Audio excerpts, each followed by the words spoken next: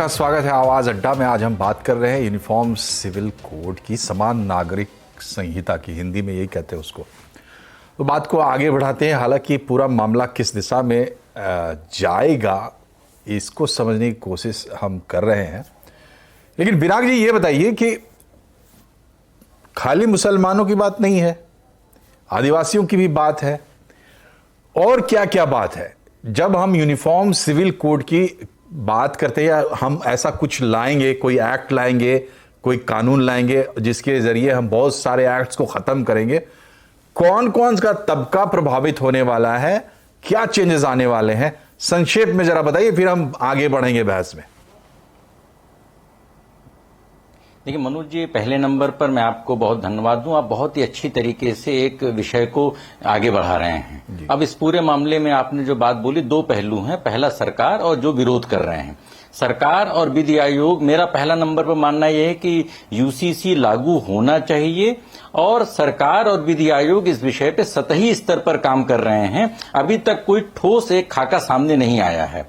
और जब हम मैरिटल रेप की, सेम सेक्स मैरिज की और लिव इन मैरिज जो रिलेशंस के जब युग में अब हम अभी भी 75 साल पुरानी चीजों में अटके हुए हैं, तो एक बहुत ही बड़ा विरोधाभास हो गया है सामाजिक यथार्थ में और हमारे मुद्दों में। अब जब बात आती है आदिवासी समाज की या सिख समाज की या मुस्लिम समाज की, तो बाकी सारे समाजों में संगठित प्रतिरोध नहीं है। और जो संविधान सभा में जो बहस हुई थी उसका भी लब्बो लबाब यह है कि कानूनी समानता आएगी और स्थानीय रीति रिवाजों को प्रश्रय दिया जाएगा। और यही पूरा मसला है। जो सबसे बड़ा सवाल यह है, पहले नंबर पर मैं इस बात से असहमत हूं कि कोई टारगेटिंग हो रही है, दादागिरी हो रही है।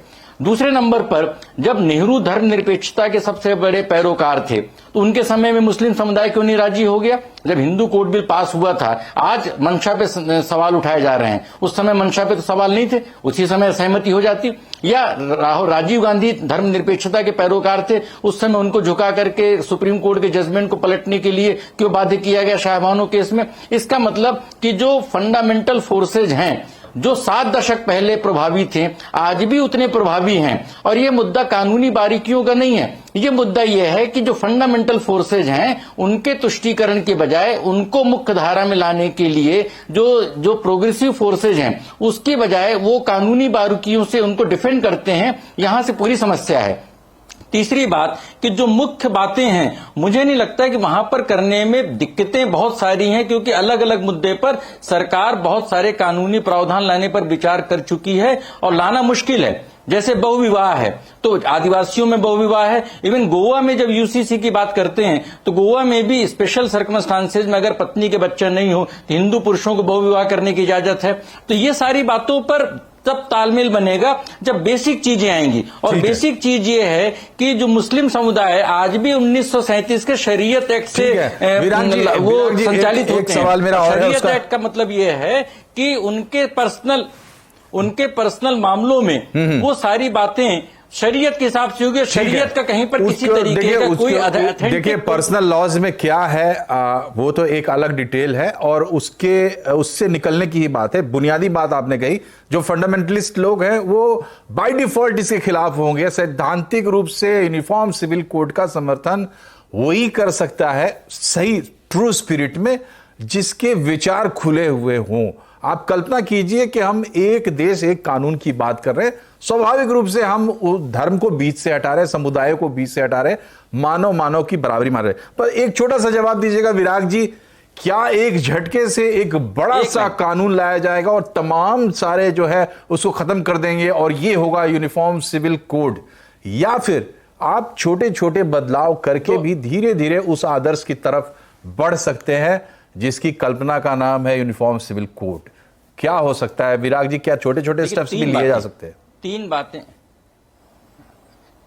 पहली बात, जब बार बार बोली जाती है कि पिछले विधि आयोग ने इसको मना किया था, यह बात गलत है। विधि आयोग ने बोला था कि चरणबद्ध तरीके से करना चाहिए, इसलिए यहां पर आपकी बात का जवाब है कि थोड़े थोड़े मुद्दे से आगे बढ़ना चाहिए। दूसरी बात, के.एम. मुंशी ने संविधान सभा में अलाउद्दीन खिलजी का उदाहरण दिया था और उन्होंने कहा था कि आधुनिक राज्य की स्थापना के लिए उसने भी शरीयत के कानूनों के खिलाफ जाकर के आधुनिक राज्य के बारे में उसने किया था। और तीसरी बात यह है कि इस मुद्दे पर लोगों के विचार विमर्श के साथ राज्यों के साथ परामर्श होना चाहिए, राज्यों के साथ मीटिंग होनी चाहिए, क्योंकि संविधान की 7वीं अनुसूची के अनुसार राज्यों को अधिकार है। तो सही तरीका यह है कि राज्यों के साथ केंद्र सरकार बैठक करे, राज्य सरकारों से इसके बारे में करे और फिर इसमें मजबूती से केंद्र सरकार कानून में बदलाव करे। ठीक है अभय दुबे जी, जो जहां तक हमने बातचीत की है, जहां तक हम पहुंचे हैं, इसके बाद पब्लिक परसेप्शन से ही ये सवाल निकाल के मैं आपके सामने रख रहा हूं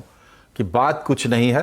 बात यह है कि 2024 में लोकसभा का चुनाव है और इस सरकार को इसके लिए माना ही जाता है। सभी लोग मानते हैं कि भाई हिंदुत्व की बात करते हैं तो ध्रुवीकरण, और ध्रुवीकरण सबको पसंद आता है, जो विपक्षी खेमे में उनको भी पसंद आता है।